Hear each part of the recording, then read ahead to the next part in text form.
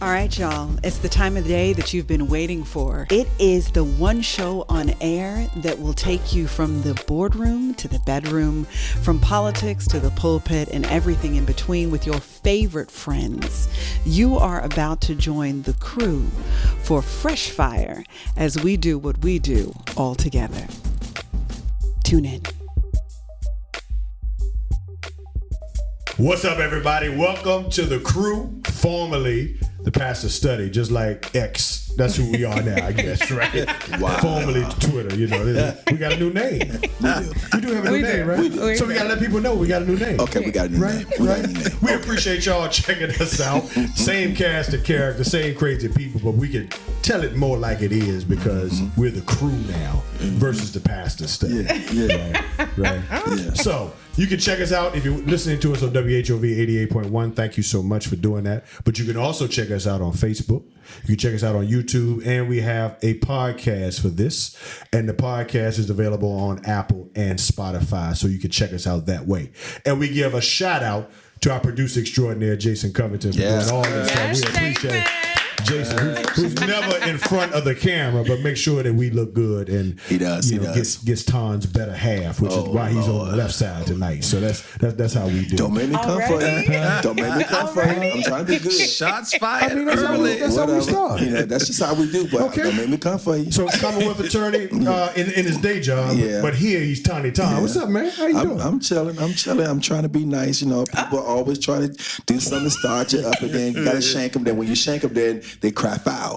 I'm just saying. You need a T-shirt that say "I'm just saying." I'm just saying. You need to make a T-shirt. I need to coin that phrase. Make a T-shirt that say "I'm just saying." I'm just saying because I am just saying. Because I am. You just want everybody to know. I just want them to know, and I said what I said. I want them to. That's a T-shirt too. That's a T-shirt too. I said what I said, and I'm just saying. I will shank you. That's another T-shirt. That's another T-shirt. You should wear that one though. I should. No. I will. Not as Commonwealth attorney. You can't. I'll shake you. What's wrong with you, But man? you say I'm Ton. You say I'm not coming with attorney. You say I'm Ton. Yeah, you so are if I'm Ton, Ton, you know, I'm gonna be Ton. Oh God. You know, Can't You we all can't just walk get in along? Walmart getting groceries talking about you gonna shank somebody. yes, I guess what? People act better. Because people are rude nowadays. Can I just say that? Yes, they People are. so rude. With no restraint. For none. None at all. Can I get through the introductions, man? Well, okay, hello. Because you want to shank people. Okay, Can I hello. get through the introductions? I just said hello, goodbye. Oh my gosh. On the day job, delegate by Sia Price. But Yes. she's Southeast Sia. Now, Sia, you are saying that those are Tree of Life earrings. Listen, y'all. I need y'all on watching this. And those are Timberland earrings. And somebody tell the truth. They are. I support the earrings. So I all support I the need earrings. is for everyone under the sound of my voice I am to on your pray side. for me today Yes, and yes. every day. I get it. Because we got to get through a whole show, and I'm the only estrogen in the room right now. And I'm a little nervous. I got you. But Sia. these are not listen. Timberland. I stand for my Timbs, my Butters, but these happen to be Tree of Life earrings. I think I see it now, kind of on the bottom, but they do look like Tim's. Listen. I support the It's earrings. whatever it needs to be for you. Okay, there it is. Just don't come for me. No. Oh yeah, him. Oh, so it's me. See, that's what it is. That's how this goes. It's always you. Yeah, So you're going to line as long as it ain't me, right? Yeah. You know. That's why I got my man on my right here. Bishop in his day job. Purple Veil every day, all day last week. After work, he's Ray Ray. Ray is in the Ray, what's up, building man? again You all right? today. I'm good today. You see how they align already, I'm man? gonna behave today. I'm gonna be responsible today, and I'm gonna make sure that everything is going to. Why are you looking at me like that? See, I'm gonna behave today. I'm gonna do well today. I'm not gonna make any kind of commentary that would ensue anything about anyone on today, especially somebody sitting across from me on today. But we're gonna be well today. We're gonna be well. All are gonna be well. I said earlier, he has on a vicious watch. Why you gotta? We're going behind the veil on that today. I just am so glad to know it's not personal for me, that y'all will go after you know what I'm each other saying? too.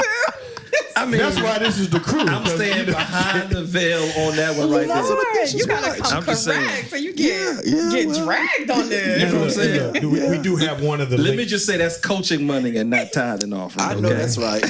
I ain't mad at that. Multiple streams of income. I'm not mad at that. That should be a show. I got to put that out there. I got to make sure. Show. Yes. That's a show right there. Why he got to defend where he get his money from. That's a show. But we're gonna kind of talk about that. We're gonna kind of talk about that. So we'll get to that. Okay. But we got to acknowledge before we go to break. There's one link of us that's not here. Yes. And that is Alvia, and she's out sick. So we pray, Al, if you're listening, watching, we're praying for your speedy recovery. Love you, Al. Love you. She ain't got COVID. Everybody putting it out there. No. I wish never. What in the world? She just this time. But that uptick is real, and please take care of yourselves. Yes, it is. Say it again. Yeah, the Wash uptick is them real. hands. Okay. Yes. All right. Yeah, we're coming into that season. You know, you got to we start are. running. So I'm gonna need you to slide over a little bit. See, No. You slide over. You a little too close. Well, of all of us that would be at risk, it's not me. You in your day job, mask up. you're around too many people. I You need to mask slide. So we're gonna take a break. Yes. We're gonna get started with the real. I want to discuss this topic. I'm very excited. We discussed it before. We did. But we're gonna come back with it. I hope you're enjoying the show. This is The Crew.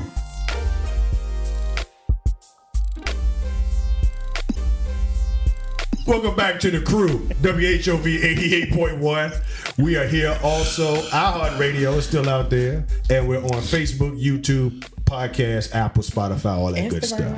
Instagram, too. Yes. Can't forget Yes. that. Shout out to Jason Covington for doing all that. Look, y'all, we did a show when we were under the pastor study on Deion Sanders. He don't call himself Deion. He calls himself Coach Prime. Coach Prime. Right? Yes. And actually gets offended if you call him by his real name. But, you know, at the time that we did the show, he was still at Jackson State. Right. And there was still some concern about him leaving and all of that. And now he's at Colorado. And so far, he has exceeded expectations as far as the season is concerned. And it seems like now all of the black folk have gotten behind him, so to speak. It's evident by the viewership, all of the merchandise that has been sold. Ray, in the first 2 months, he's generated $90 million to the university in advertising revenue alone. Yeah. Right? He's this whirlwind of himself, right? And he's brought all of this to this white institution that didn't win much before he got there. 1-12 last year. 1-12. Right? And so they've already far exceeded that already. So now it seems like things have shifted a bit. So you seeing what Deion is doing in Colorado, man. You surprised by it, man, in terms of the reaction of people supporting what he's doing? Oh, no. No, you know, sometimes we say haters are elevators. And so Deion was very, very clear that his time was up at Jackson State. And he went as far as to say, you know, God told him as much that his time was up at Jackson State. And so it's no surprise to me, given, if I could use this term, the entourage that he has around the league, the NFL. I mean, he is a Hall of Famer, arguably one of the best corners to ever play. And then when you look at the fact of he's taken his son, who's constantly been in Tom Brady's football camp all the way through, he already has a following in and of itself by itself. But to see the support from what we would call stars. I was looking most recently at one of the shows where The Rock actually came on College Saturday and was actually on the show. Michael Irvin has showed up. Several NFL players have showed up. So for me, it's no surprise that I kind of felt like this would happen, that it would take place the way it's taking place, and rightly so, given the fact that Deion is not a fly-by-night coach. I mean, he started, you know, in Little League coaching his sons and then kind of progressed all the way through. So he does know X's and O's, but to bring his star power is working very, very well for him. And here's the part that I like. He constantly said after the interviews from Jackson State, he said, listen, I'm still going to be working with young black men. 75% of the students that I'm going to be coaching are going to be black males. So I'm still doing all of what I said I was going to do in terms of making sure that kids graduate from school, that they have access toward open mobility. And oh, by the way, I'm still being a role model. What I don't like is how bandwagoners jump on at the end. Yeah, let me talk about that, Ton. That's what I don't like. Ton, you and Sia, y'all went Ray, you went to HBCUs. I'm the only one at the table that did not, so I can't comment on this. But I want to ask all of you, because there were a lot of people, let's just be honest, when he said he was leaving within the HBCU community, that was like, he should stay. He should build up Jackson State into a powerhouse. They hoped he failed at Colorado. It was a whole lot of that. And now it seems like some of that has gone away. Do you think that's true, or do you think there's still many in the community that are privately hoping that he doesn't have success? Whenever you have success, there's going to always be critics. There's always going to be someone who is privately hating on you and wishing for your downfall. So don't think because you have celebrity status, you have visibility, you have money, and you have influence, that someone is not waiting in the wings to try to take you out. Got that right. Always, because as people say, I'm not even gonna say it. I'll just say this. I'll just say that because you look like me doesn't mean you have the best interests for me. Yeah. But it seemed like this turnaround was quick, man. I say it for you. All kinfolk, all skinfolk ain't kinfolk. And you know what? That's exactly what I was thinking. I say it for you. You know, I was thinking that, right? All kinfolk ain't skinfolk. I got you. Go ahead. Yeah, I was thinking that because, at the end of the day, there are going to be individuals, and unfortunately, many of them within our community who will shoot for him, who will take their shot, who will say, you turned your back on us, and would never forgive him for that, as if he need their forgiveness. Right. And my thing is this: people do not understand seasons. The Bible even talks about Go seasons. ahead now. Whoa, I felt that one. Go ahead now. The Bible even talks about seasons. I'm with you on that right there. Go ahead now. And Yes, so sir. there's a season for everything. And he had his season, and he did great things at Jackson State. Right. So that season ended, and now he's in Colorado. And so for me, I'm rooting for his best. I'm rooting for his success. I'm rooting for him to even take it up another level, which he has. Because actually, they were 1-11 in 2022, and now they're 3-2, where people predicted they were going to actually be 1-4. Right. And so they have already exceeded expectations. Yes. And predictions. Yes. Yeah. And so, but now that's what I'm saying. See, so now it's like people talking about, well, now Colorado's a new HBCU, right? They joking like that. Sia is like not you got feeling it. all, Please don't. Sia but that's is what they not say. feeling it. Right? She's not feeling it. You got home games. You got all these celebrities, all these folks. First of all, Colorado, the University of Colorado only has less than 5% African American population. Period. The city of Boulder, where it doesn't matter. School has less than 5% black population. Ain't no black It doesn't people in matter. there. Can I tell you why it doesn't matter? Why? Because the face of that organization is a black man. And what That absolutely I matters. felt that too. Yeah. When the face of the organization who has the influence is a person of color, people now see through the lens of the color. They see through the lens of the person that is most vocal, most visible. They see through the lens of that. Like in my office, I run an office of about 50 people in my office. The vast is well diverse, but people have said he doesn't hire black people. No, he doesn't hire white people. He's hiring nothing but black people. And there are plenty. Matter of fact, I have more white attorneys than I have black attorneys. It's just the way it's mixed out. But my staff overall is well diverse, but people see through the lens that they want to see. People have their own narrative. That's what I've discovered in life. When you have your narrative, you'll find facts or you'll find situations to be able to support the narrative that you want to present. Ton, you listen, man. That sound good. Go ahead. But the reality Say is, we it. done said it before. In the eyes of many people outside of the Commonwealth attorney's position, you Yes. know, on the street, you just another Negro, bro. That's right. right. That's and right. So now you got a black man that is leading a high-profile Power 5 institution that is doing what no other coach in the country is doing. There it is.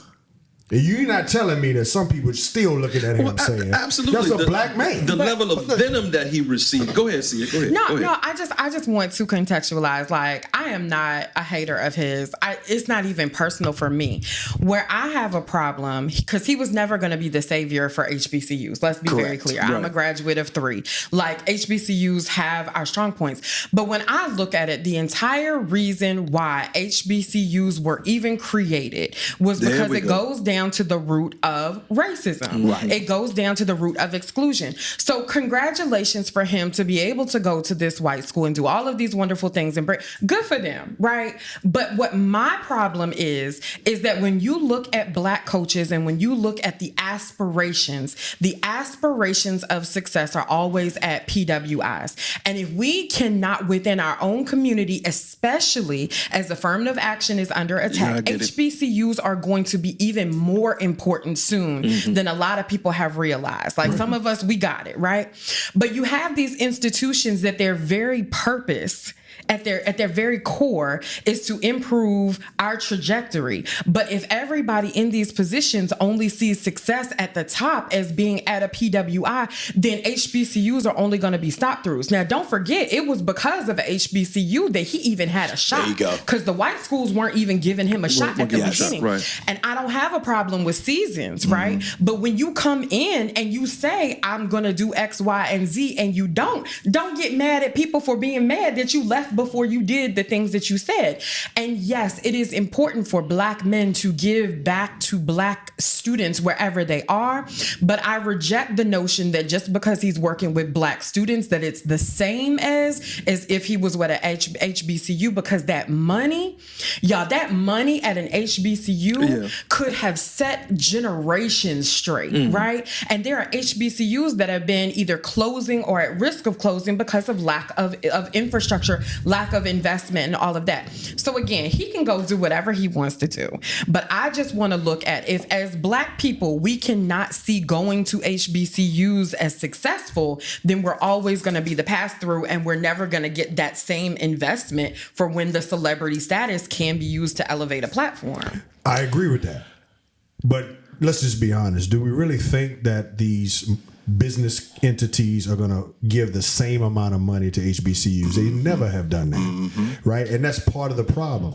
Even if he would have stayed, he could have drawn some money, but he ain't drawing $90 million in 3 months. No. But I think that's part of what Sia's point is. I think that's part of what her point is, though. Right. So again, people are looking at him like, okay, I leave, and that's an issue. But again, could it be that he has a greater opportunity to reach more? Because when you look at Power 5, you have less than 10% of all Power 5 coaches are black.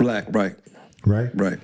Phil Knight, who owns Nike, when they played Oregon a couple weeks ago, walked up to him and said, "You are changing by yourself college football." Yeah. Yes. Yeah. This is a black man. Yeah. Yes. Now we love HBCUs. Could he have done that at Jackson State? But here's the problem, right? I think it starts with the definition of what is success. And so we've always had, our disagreements upon this. But Sure. if our success is my financial situation and my own personal impact, then, he's very successful. I don't take that from him. But to think that he is changing how black people are perceived within the sports arena, as opposed to these businesses tokenizing him because they think that he's one and apart from other black coaches, I think we might need a reality check on that. I don't think that he's changing the landscape for black people. I agree. Yeah, I think they're embracing him because they think something's different about him, or there's something special about him. And that's what happens to all of us, right? When you get into a room and you're the only one. But if you get too comfortable in that room and you allow for that door to get shut, they remind you. They remind you. You saying it. And you don't have a succession plan for that next black person to come behind you. And it just feels feels a little comfortable with him in those spaces where, and he may be, because I don't know this man, but I'm just thinking aloud. If we're not getting into these spaces in order to blow the door open so that there's a stampede of other Black people coming with us, then that is personal success. That has nothing to do with Black people. That is a Black man that had personal success. What I'm thinking about in my experience with these 3 amazing HBCUs is if the teachers, if the administrators, if the coaching staff, if everybody treats HBCUs as a pass-through, then nothing is ever going to change. And if HBCU students and alumni don't do our part too, we're never going to have a change in the system. Yeah. Well, let me just offer this. Playing college sports, Ray, you understand this. There are a lot of schools, Black and white, that are considered pass-throughs. I think if you look at also now with the landscape of transfer, yes, the transfer portal. Kids don't stay nowhere. Right. Long, Yes. right. Everybody wants to get to a Power 5, which for those of you, the Power 5 is the top level of college athletics. So even in ODU, for example, or even another white institution that's at a lower level, in many people's minds is considered a pass-through. I think the difference now is the money, man. Right. The access to the resources that he has, that he can also pay his coaches a lot more money than he could. And let's not forget his son, who is the starting quarterback, now is in a Heisman conversation, which sadly would not have happened if he'd have stayed in jail. Well, see, I like to make the point in regards to this. I'm gonna speak to Shador in just a second, but we cannot say that Deion's influence at Jackson State was not felt in terms of the improvement of facilities, because before he got there, they really didn't have a field, a workout facility, and they really didn't have recruiting strategies to bring students in. So he still had the same kind of economic impact, and I would dare say his impact at Jackson State may be a little more because of what happened to Jackson State as a result of his presence being there. Can you say that? Because Jackson State, along with several other HBCUs, sued states for back money because of past discrimination that they didn't get for centuries. And Jackson State got like $141.1 million, and they used it to do an engineering school and a whole bunch of other stuff. So they had nothing to do with Deion. They had everything to do with past discrimination. And to contextualize that, Virginia State, the newest report was that they have been underfunded by $225 million. There you go. In Virginia. So there's schools in Virginia who are about to go for that money because it's old money that they're owed. And so that had nothing to do with Deion Sanders. That had everything to do with old money that was withheld from them because they were a Black university, period. And this whole thing about, like, I mean, don't get me wrong, I am rooting for his success.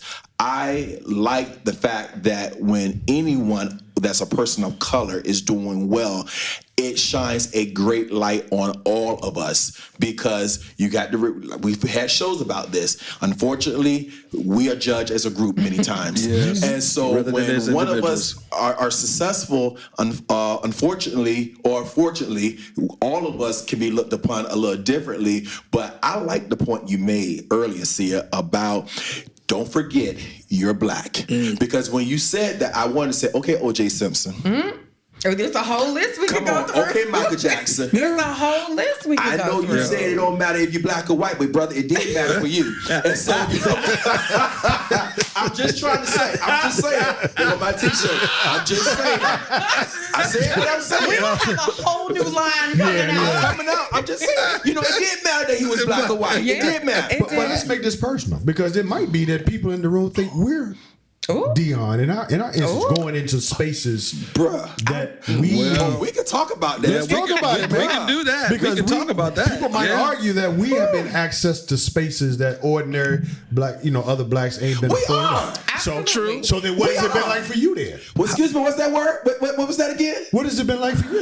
It's been like struggle. Can I tell you why? Yeah. Right. Because I recognize the weight of the responsibility going into these spaces. So it's a weight that others may not have to carry. But can I tell you something? It's also a weight that the ones coming behind me may not feel as greatly or as intensely if I do it right. If I do it with character. If I do it with excellence. There's some things that they may not have to carry because I took the responsibility seriously and I said, okay, I'm going to knock down some doors so they don't have to knock down those same doors. Just like there were people before me that knocked down some doors that I didn't have to knock down. So I am in some spaces that others may not be in, but I recognize that and I wear that weight so that I can make sure I can make it easier for somebody else. And I would just add not only the conduct of how I have to be and how I have to show up in those spaces in order for me not to be the last Black woman, invited in, right? So that is the pressure. But I have blown the door off of it. I am helping make sure that any little girl that meets me knows from Newport News, you can be delegate to.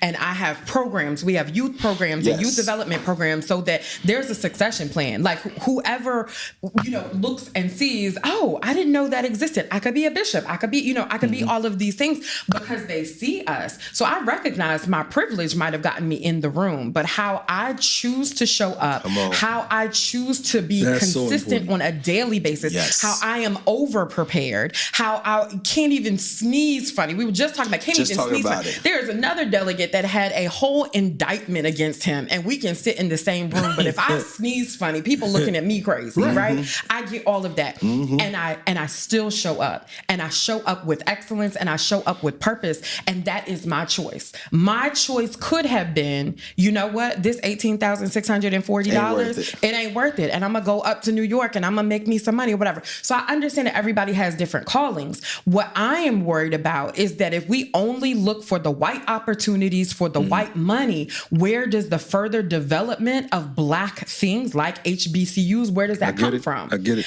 And you name some schools that are pass-throughs, right? I definitely understand that, but name the HBCU that isn't. Well, let me say, I don't know. I do believe that there are some coaches who would prefer to stay in the HBCU community. Yes. Yeah. Right? Let's just say that, right? Yes. That every coach isn't called to go to the white school and or don't the Power desire it Five. either. Right. But let me say this. If Jackson State fans only showed up the last 3 years because of Dion, that's the problem. Because now, while he's gone, if you're not still going to the games, if you're not paying to support, if you don't have boosters, if you don't have athletic support, then you are going for him. So what are you saying? Are you saying that it's not really about Dion, but it's about us? This in the case should be about us. See, this is the system that she's talking about. Right. Okay. When it comes to athletics within the HBCU community, it shouldn't be that you only show up for the games that matter, right? Because if you're for the institution, you're going to show up to all the games, right? You're going to pay your monies, you're going to do all of that, right? And that's how you build a solid athletic program. That same mindset creep into other areas of community. Because you know where I'm going. Because reality of it, a lot of times we like to put the problem solving or the problem solutions on just the leaders. But guess what? It's not the leaders. They may have a vision for an answer or a vision for a solution, but at the end of the day, it's the people. You got to support the community. You have to come out and you have to support it. You have to galvanize around those good ideas. You have to be able to put some sweat equity into some of these things. Come on, put some skin in the game. And when you're not willing to put some skin in the game and just complain about the problem, and you sitting on the sideline eating some fried chicken at your next dinner meeting, I'm sorry, I just don't have enough for that. I just don't. I would shank you. I said I would shank you. But wait. So is that your way of saying? So the real question is, why don't Black people support Black people? That's what you're really saying. That's complicated. That's complicated. I know it's complicated. But don't forget though, right? When we're talking about facilities, if you want me to sit on broken bleachers for an hour and a half because your school has been underfunded by $225 million, I get you. So this idea that we have to suffer through underfunded instances to prove that we deserve the money that should have been coming anyway. I just want to make sure that that's not what we're saying. Well, you get a whoopee cushion too now. No, but I'm just saying, but the booster's not going to get us out of $225 million underfunded. But you can buy a $5 whoopee cushion too. You can. And but just like we had to with the WNBA, like there have to be people that value the institution in order to keep it going. But also you have to fight for pay equity for players. You have to fight for, these systems. So I think it's a both and, Ray, where yes, boosters have to show up and step up, and alumni have to show up and step up, but you cannot expect us to carry the burden of 225 underfunded for, because that is just the report that came out for VSU. When you look at Norfolk State, there's going to be some so it's a whole bunch of them. It is. But HBCUs, it's never been about facility. It's been about the experience. It's been about going to the game. It's been about seeing people. But how long does the village have to sit on fields that don't have grass? You're right. I understand that. But there is still a part of it that says there's always been a time when we haven't had what somebody else had. But that never stopped us from supporting and investing into program and services and all of that. And that's what I'm saying here, right? If the Jackson State fans now don't go to the games and support Jackson State because Dion is not there, that's about them. But I don't know that that's the case. I think that was a problem, because I think the last coach mentioned that was an issue, that he wasn't getting the same level of support from the community than Dion was getting when he was there. Because he doesn't have the same level of celebrity let's be real, status. right? So I told y'all, I've graduated from 3 HBCUs. When I was at Spelman, there was a year that Morehouse did not win any of the games the entire season. Not one game. Not one game. And, I'm old, so this is a little while back, right? Now, we were out there, but we were out at the tailgate. We were out at the park, so it was lit, and we were supporting the institution, but we were not supporting, the I'm sorry, you can't support the institution and tailgate. That's not supporting the institution. No, like the right? alumni that were at the tailgate pay their alumni dues and give money. Right. So money from the families was happening. It just wasn't the physical support inside the game. But it was financial. Like all of us pay, our alumni dues and all of that, right? Yeah. So I guess, it's kind of for me a chicken and egg situation, because I'm going to stick with the Eagles, whether we losing or winning. And currently we're winning, right? Okay. But that type of, if the Eagles field, right, was falling apart, if the field was all dirt, all of these things, like, you're not going to expect that everybody from Philly that comes now is going to keep coming. And so I'm just challenging the notion that the people that have to endure the subpar conditions are the ones that are going to be the ones to fix it. Sometimes it is leadership. Sometimes it is the president of the institution going to the state legislature and saying, you have underfunded us, give us our money. That's right. Right.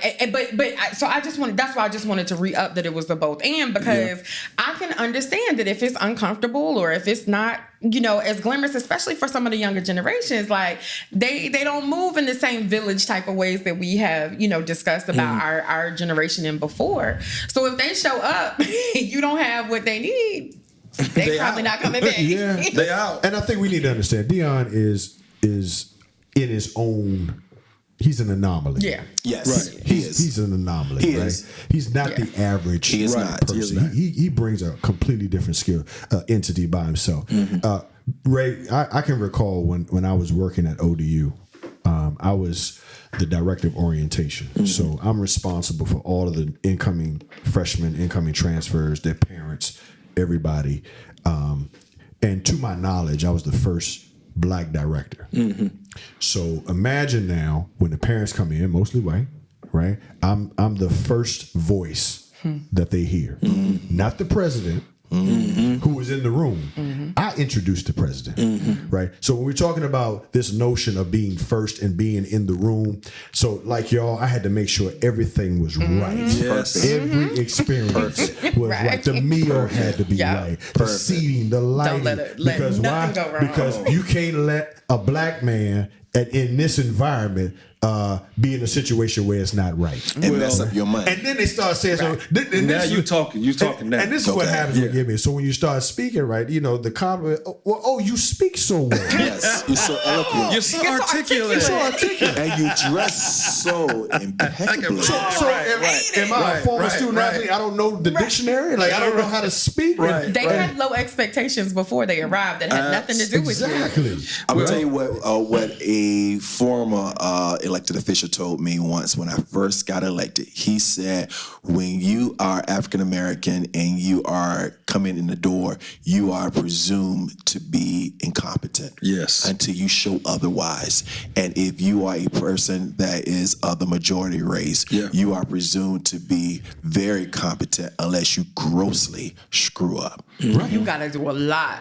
I said grossly. Right. That's why I said grossly screw up. Which is why I wish the younger generations understood that, right? Because that's why we, do they really get that? We were raised, you got to be twice as good. Twice as good. Right? 10 times as good. Right? You got to be just to be considered in the room.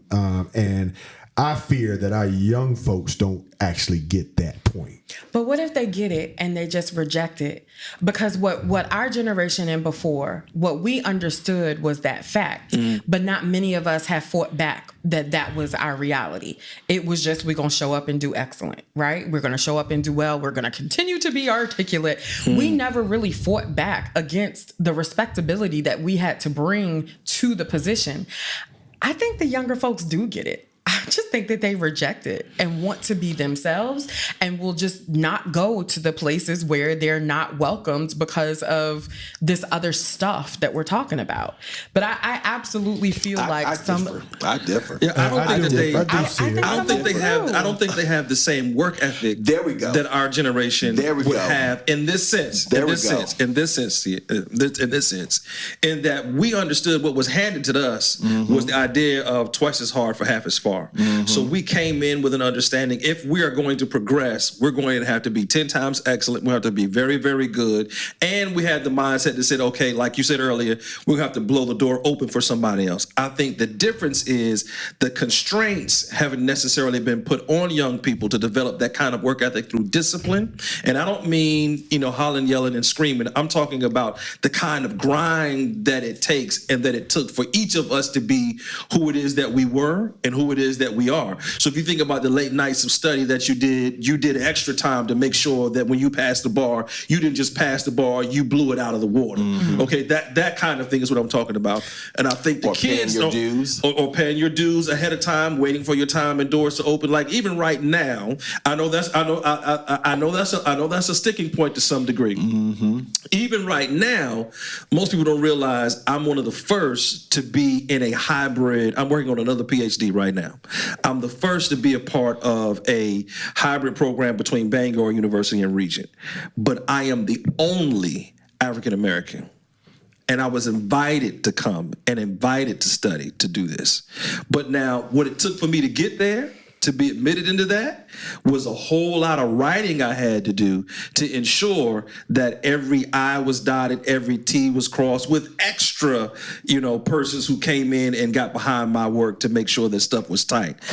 That took a lot of work ahead of time to even be considered to be in this kind of role. I don't think young people may have the kind of wherewithal and stick-to-itiveness in order to do that. But what do you say to them? Because, we just accepted the hypocrisy. We accepted the double standard. Yeah, we did. So what do you say to somebody? But we didn't accept it from the standpoint of this is how it's always going to be. We accepted it from the standpoint to say, we finna knock these doors down up in here. But when we knock the doors down, most of y'all be hazing the next generation is trying to come through behind you. Because you still gotta do your time. You gotta do your time. But all I'm saying is for what. And I'm not saying everybody, right? But there's some in the generation that when I talk to them, they are very clear. They just don't subscribe to the hypocrisy and don't want to be a part of double standards. So what is the balance between putting your head down and just grinding it out and not fighting against the system of iniquities, and then just saying, you know what? I don't subscribe. I don't want to be a part of that. So if you don't subscribe, then what are you doing? Because I think all of gotta us live. understand the They system. sitting on the couch. Right. So that's the point. They sitting on the couch, they this right? smoking their weed, and they up there talking about, I'm going to be a content creator. And if they are 18, that is legal. That's fine. But Or they say, I'm going to be a 21. content. I'm just saying, 21. I'm going to be a content creator, and I'm And going to some of them make. are getting paid. Some. That's the problem, see. The Deion Sanders of that group are doing well. Some of us that subscribe to this capitalist grind culture Right. are still not getting paid either. So let's not pretend like everybody that just works But are they hard is paying just their making the bills? money. But are they paying their bills? Not some of the constituents I have calling me for rental assistance and utilities. And it's Okay. not because they're not working hard. It's because the wages are low. Okay. You know, the racism still exists. So I'm not saying that either is right. I'm just saying we can't automatically write off the younger generation for seeing through the double standard and hypocrisy and saying, okay, well, when is it going to change? Well, I'm not writing them off. What I am saying I'm is writing them this. off. I'm writing them off. I'm writing them off. No, I'm not writing them off. I'm just saying. They you soft gotta as have a molasses for vision. me. You gotta have a vision. You have to have a goal. You know I'm and right. You Yes. can't sit around and Yes. just expect that riches and Yes. visibility and prosperity is going to come to you Right. simply because you have an idea. Because that idea can change with the wind. Okay. And that's the problem I have with this particular generation. Many of them are seeing others who are being enriched by being content creators, and they think it's very easy.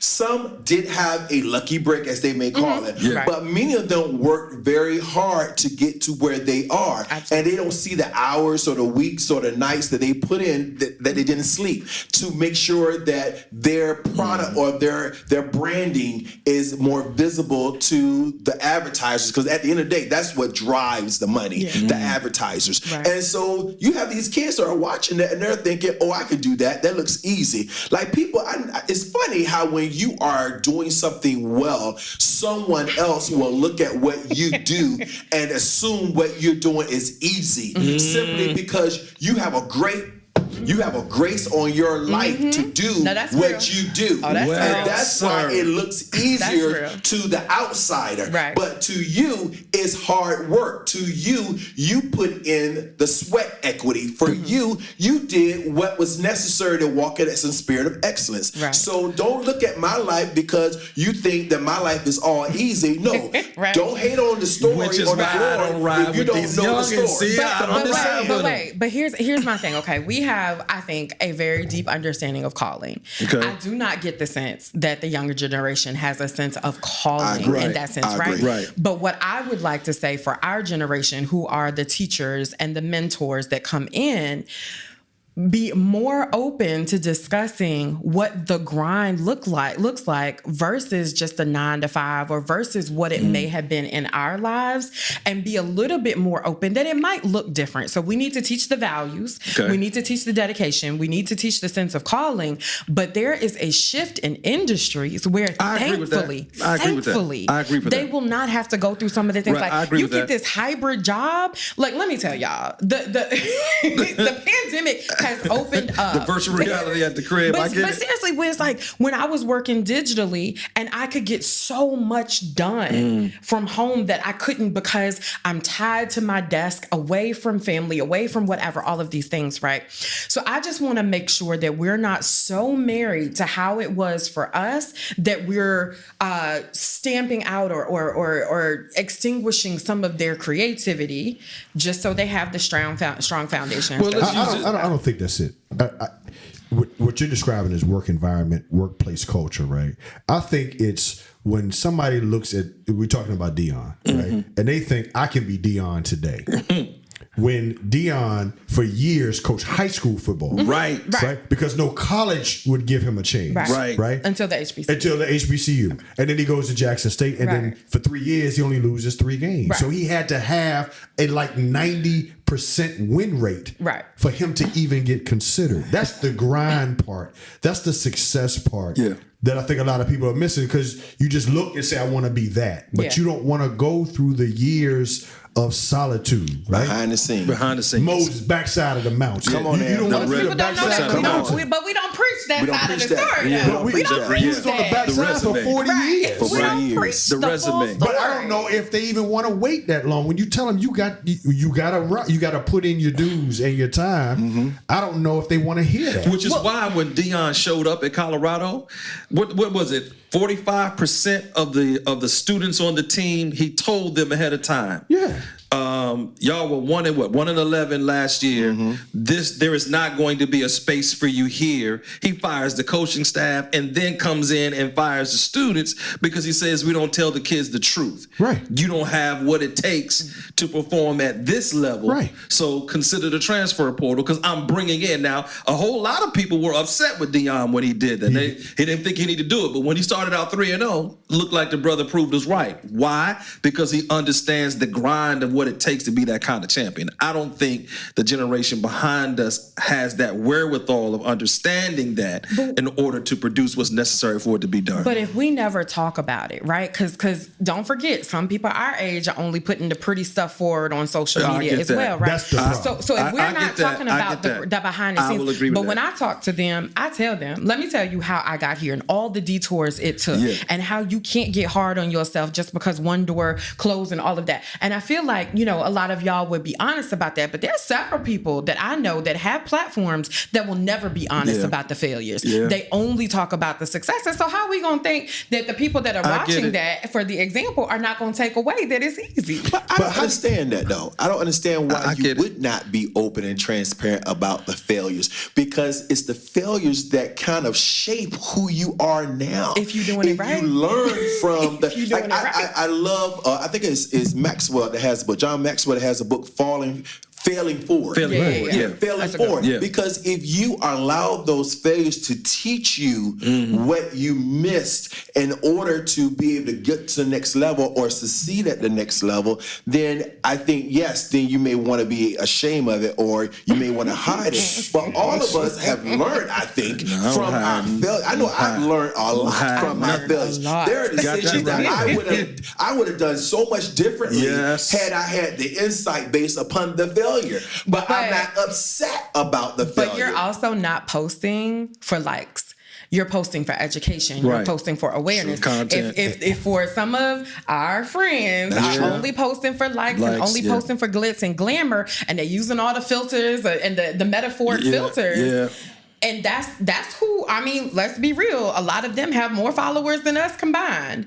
If that's who the younger generation is looking to, they were never going to get the truth. But here's the deal, right? And we all know this. When you get around certain leaders and you see how, the reality is a lot of leaders are privately insecure. Phony. Uh-oh. He done opened up a can right now. He done opened up a can right now. So a lot of the stuff that you see them doing is because it's driven out of insecurity. So how can I tell you about my failures when I'm really insecure? I'm hiding behind my success. Right. Call it out. Failures, imitators, haters. And insecure. Come on, crabs in a bucket. You're right, all of that. Yeah. Yeah. It is. And some people may be like, why in the world are you so hard? Why are you coming down so hard? Because I'm sick of the foolishness. Because because of the positions that we're in, we see more than just the person on the stage. No, forget seeing. I take daggers from them jokers. Because when they see... I'm just trying to say, I take daggers from when you are authentic and you are true to the calling that God has placed on your life. I'm telling you, they will have the dagger out waiting for you, trying to shank you in your back. Because they can't control you. You are secure in who they you are. Cannot control you. But see, here's the problem. I have that David anointing on me too, and I'll shank you back. And that's my problem. That's where I get in trouble. I mean, audience, I'm just saying. That's where I get in trouble because I will shank you back, and I believe So you ain't turning on the cheek. No, I ain't turning on the cheek. I'm You Old Testament boy. You Old Testament time. Leviticus, okay? Leviticus. I believe in shanking you where you commit the offense. You committed the offense right there, you're going to get shanked right there. And so that's the problem. That's my problem. So for those of us that might be on the gospel side, right? We move a little further into the book. That ain't me. I think also too, some of us still catch it because we do not identify ourselves through the position. Yes. We are whole people sitting around a table outside of the position. Yeah. So I don't have to hide that, I may have, messed up here or there as a delegate, or here's some things that these new delegates that are coming in. Let me tell you, my first year was hard. Let me tell you, don't go through the same things, because I know that I'm a child of God outside of that position. Correct. And I was put into that. But there are some people, delegate and otherwise, that if you were to take away that position, there is nothing left. Agreed. And so they will do every single thing they can. Like that too. Right? It's a whole So that's how you just get the like filters that. and the metaphoric filters of hiding the stuff. They get their because that's all they got. But see, That's what they right. don't understand, particularly because God ordains authority. That's it. And what they don't understand is if you don't move, he'll move you. Got that right. And I've seen people die in those positions. And this is one of my failures. So what you're talking about, and Ray, you know this. When you play sport, part of your identity is being an athlete. Until it's taken away. Right? And then people who thought they saw you as just Kevin the athlete, and now that's gone. Now you spend years trying to figure out who am I now? Oh, wow. Right? And so for me, the reason why I'm so secure now as a pastor is because I had to go through that experience before I got into this. Yes. But there are a lot of pastors who didn't have that identity crisis beforehand. So now they're in it, and that's all they know. Don't be hey docking me all day long, man. That's not who we are. We don't say hey doc. You know how to speak. What does that mean? It's supposed to be for doctor. But all of them ain't doctors. And all of them don't have earned Well, if doctors. you got an honorary, I mean, If you got Did you just do that? Don't do You that. can't preach no honorary sermon. So why you? I'm just saying you can't preach no honorary sermon. I mean, it gotta listen. be the Holy Ghost. Men's Day. it's in the culture of our profession. Right. That most people esteem to be a doctor. So even if you're not a doctor, if you've gotten an honorary for years of service, then you become a doctor and all of that. By the way, Maya Angelou, You can't be no honorary lawyer. so You let's can't. not You got to go. pass that bar, don't You you? in my head today. Because get out my head. You in my head. Because I am for real, y'all. I was saying to myself, you get disbarred. You will actually get arrested for practicing law. You can't be no without a honorary license. teacher, But can if you? you're honorary, Yeah, there's no such thing as honorary. You Not in either his pass field. the bar or you don't pass the bar. That's it. that's in your world. Yes, that's in my world. That's not in this world. Right. But that's why your work got holes in the pulpit. But anyway, That's the problem. I knew he was That's gonna why do they got that. holes That's in the another show. pulpit. That's another show. Y'all That's another there show. That's another Yeah, show. another show. Okay, put your Perpetrating. veil. For this show, since I love finding ways to weave this in, and we've talked about it in a previous show, I do think that this is also where therapy can help. Like, right, where we talked about, what therapy has been to us. Right. Therapy can also be someone that has information beyond your experience to help you walk through those insecurities, to help you walk through facing the failures in order to grow on the other side. And so I really do think that there are some of these soft skills, or whatever they're calling them nowadays, that our kids are not getting in school. They're not getting the talk about, well, who are you outside of a student?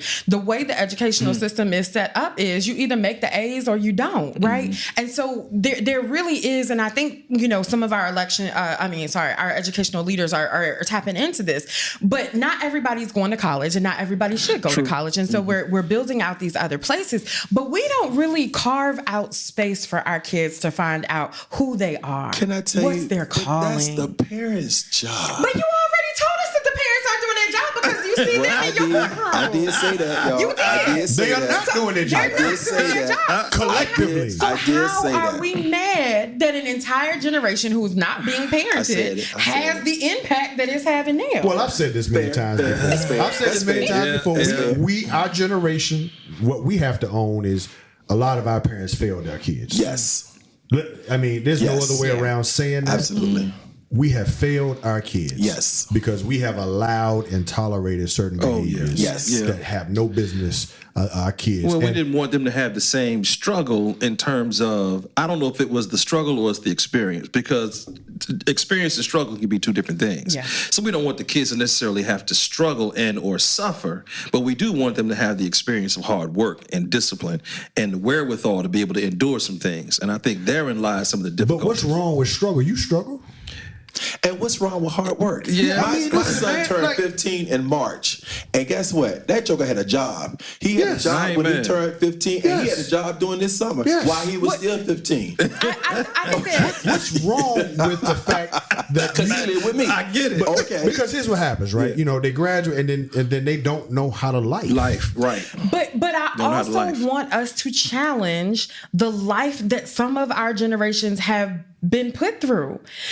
We Like- committed because You're talking about the trauma. No, yeah, I'm really wanting us to see that some of the things that we have called success have really not been success. When you give your entire life to a let's say an organization or a company, you 50 years in and you get a watch and a thank you. At the end of the day. But you got health problems from whatever you were doing on the assembly line with the repetitive motion. You got cancer or something and the insurance company won't cover it because you can't prove you got it from the job. Like, let's just also take this as an opportunity that if we're going to push them toward a work ethic, that it's not to die without power of themselves for these other companies. But it's not just always having that extreme. No, but it is a lot. Look at a lot of folks that are your age and older, and no, I didn't mean to say it like that. I'm She sorry. said it, y'all. I was about to do. I'm the oldest person. I was about to do Don Cheadle. So No, she wait. said it. Cheadle.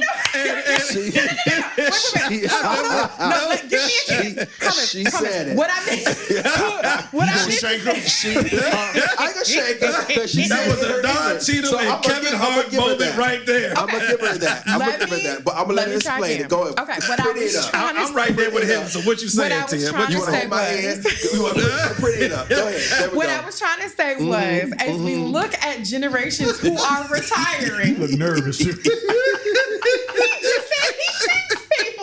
Okay, so for the people that are retiring, there are things that I think if we ask your auto worker, if we ask your janitor, if you ask all of these folks that have given their lives, have missed time with families, have been away at the office, business trips, stock traders, all of this, having heart attacks and all of that.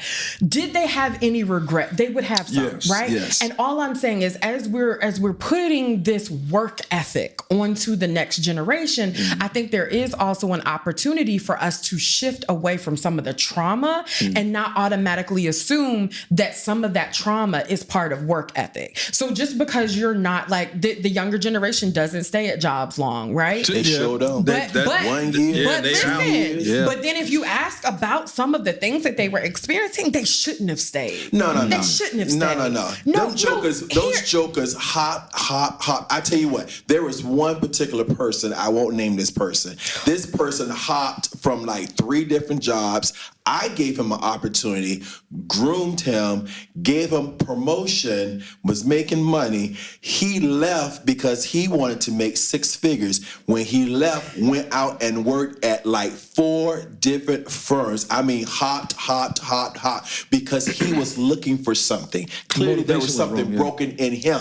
Guess what? Turned around and sent word back to me 2 years later talking about, you think he'll be open to hiring me back? Because now people are making more money.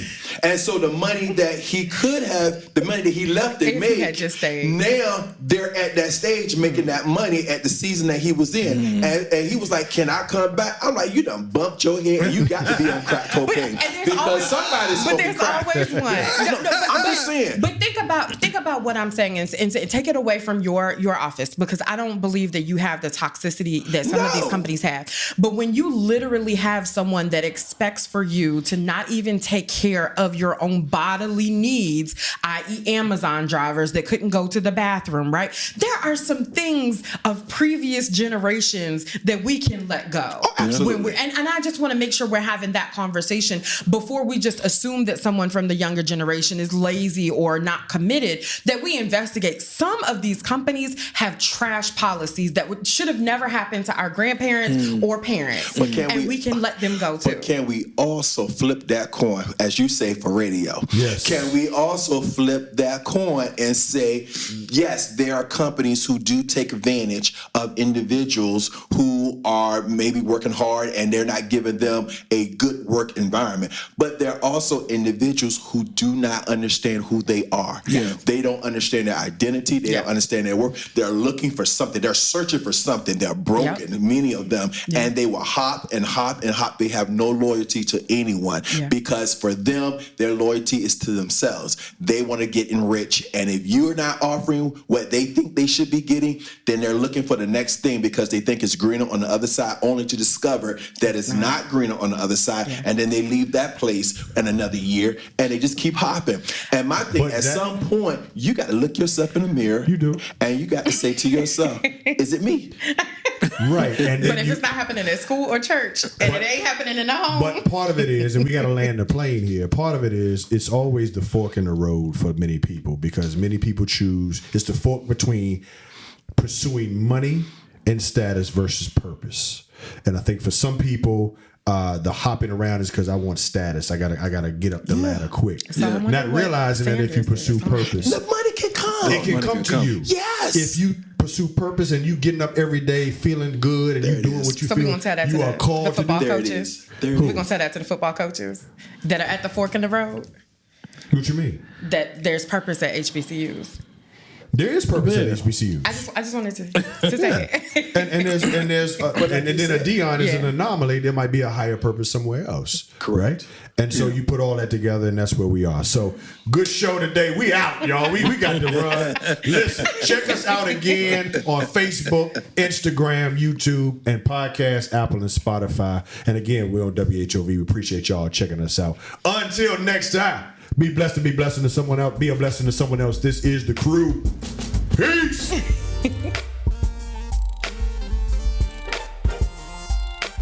Okay, I hope you loved it as much as we did. Thank you for joining us for another fire show for The Crew. Listen, you can catch us on YouTube, Facebook, Instagram, and any streaming platform that you're using for your podcast. Share with a friend, expand the family. Listen, we're trying to do this thing with all of you as often as we possibly can. We're looking forward to you joining us again for our next show.